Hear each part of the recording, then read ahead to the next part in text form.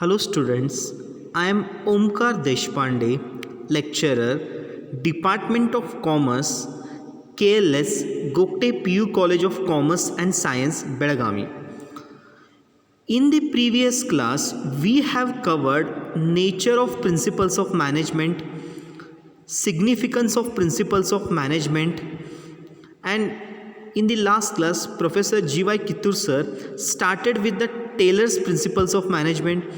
So, in today's class, we are going to study another principle of management, that is Henry Fayol's principles. So, in today's class, we will cover 8 principles among 14 principles. There are totally 14 principles which is given by Henry Fayol. In that, today we are going to cover 8 principles. Okay. So Henry Fayol's 14 principles of management. So before I start with these principles of Henry Fayol's principles of management, generally a students ask one question: whether in today's business also these principles will be applicable or not. But answer is very simple: yes, it is applicable. In today's business also these principles are applicable in all the levels of the management. Okay, so let's start with the principles. Henry Fayol's 14 principles of management are remembered even today for their simplicity and genius. The thing is, whenever you are managing something or running a business, you cannot pinpoint what is going wrong. The principles of management suggest 14 such steps which you can compare to your business and find out whether you are missing out in a proper implementation of the principles. This was especially useful in the times when computer and modern software were not available. Today there are so many time tracking devices as well as management techniques available. You might think you don't need the 14 principles of management, but these principles are applicable to today's work environment as well. Okay, so we'll start with the introduction. See, when you see the introduction, Henry Fayol is known as the father of modern management. See, when it comes to who is called as the father of scientific management, it is F.W. Taylor. But when it comes to father of modern management, it is Henry Fayol's. A theory gives new perception of concept of management, a modern concept which is given in the management. So his principles will be applicable in today's business environment also. He introduced a general theory that can be applied to all the levels of management and every department. Whatever these principles are, that it will be applicable in all the levels of management, like top level, middle level, lower level. In all these levels it will be applicable, and also every department. There are different departments are there. In that also these principles will be applicable. This theory regulates the internal activities of an organization. Focus more on the internal activities of an organization. Okay, so we'll start with the principles. So the first principle is division of work. When you heard a term, you will be understood. Division of work means whatever the work is there, that work will be divided, work will be subdivided. Each single task will be given to separate people who are specialized in that. Like for example, like you can tell it that the right person for right job according to the right qualification. So according to that specialized people, we will divide the particular work, we will divide it and we will give to all the respective people, so that within a given period of time, all they put effort, so that it will help them to reach the whatever objective which they have set it. So it's what about division of work. Now according to Henry Fayol, work is divided into small tasks or job. A trained specialist who is competent is required to perform each job. Job will be divided according to the specialization. The work will be allotted. Thus, the division of work lead to specialization. All are specialized according to their field. So that particular work will be assigned to them. According to Fayol, the intent of division work is to produce more and better work for the same efforts. everyone are putting the same efforts with the specialization that will help them to reach whatever within a given period of time the objective can be reached. Specialization in the most efficient way to use the human efforts is what about division of. I can give a small example. See, if you see in colleges also, there will be 6 subjects will be there. Okay, whether a single person is taking all these 6 subjects, no. Single professor is taking all these 6 subjects, no. The 6 subject they will going to divide it. Okay, they will divide it and each one will take one subject and they started teaching. So this is what about the dividing the work or division of work. Okay, another one example I can use, suppose for in your family or in your house, if any function is there, marriage is there, or any kind of a sisters or brothers marriage is there, so that time what happened, all these work single person cannot do it. So that's what you are going to make. Catering will be given to separate department, that pendal and lighting will be given to some different department. So like that the work we got dividing it. So this is what about the division of work. Second one, authority and responsibility, or authority and responsibility. Now authority in the sense what the person who has taken the entire work on him. So this is what about authority has taken. For example, I can give in a Tata company, for example, the top management have decided that you need to, they said to manager that you need to produce 100 cars of Tata companies. Okay, to the manager. Now the manager, when top level management has said to the manager to produce the 100 cars, that means they have given him the authority that he is, with the help of employees, he is going to produce the 100 cars. Now he is also the responsible manager, is also equally responsible for that, because end of the day he need to inform to the top level management whatever the work is assigned to them. He is also the equally responsible for that. So whenever we get the authority, that means we are the responsible for that. We need to accountable to the top level management. If its success happened, manager will be the held the responsible that because of him the success.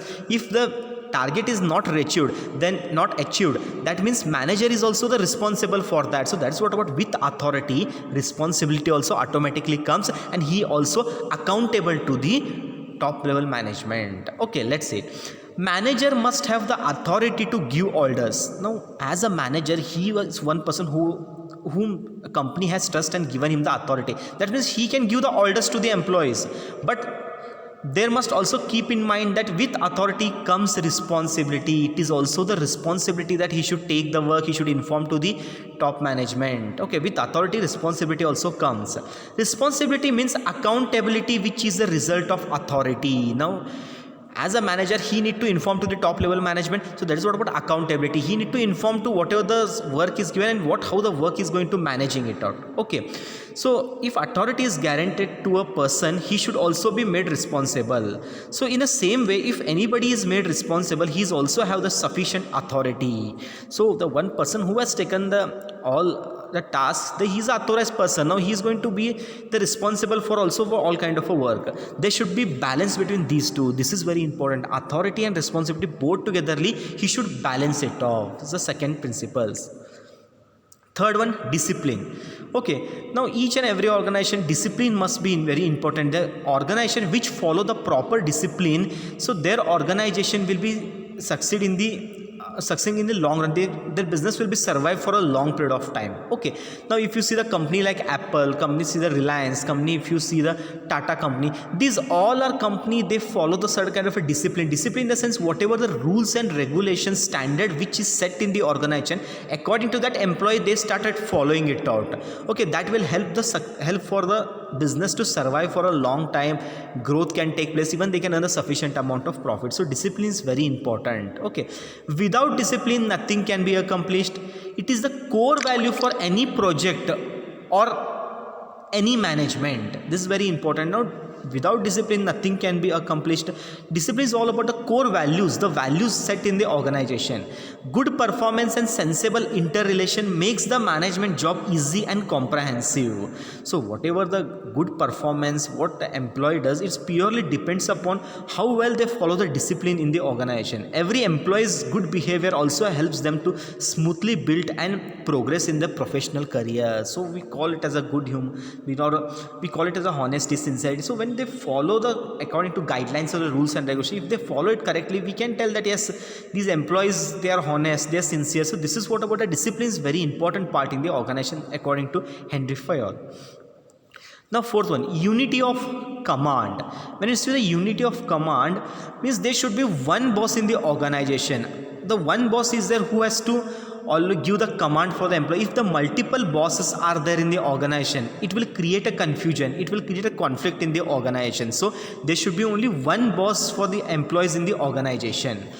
So according to Henry Fayol, these principles, an employee should have only one boss and followed his command. The one boss will be there according to what command he give, we have to follow it out. If an employee has to follow more than one boss, there begins a conflict of interest and can create a confusion. If multiple bosses are there, when every boss they started giving the commands, it become very difficult for employee to follow. So that's why it may create a confusion, it may create a misunderstanding. So that is conflict may arise. So that is what there should be one boss whose direction, whose commands which we follow it out. Okay.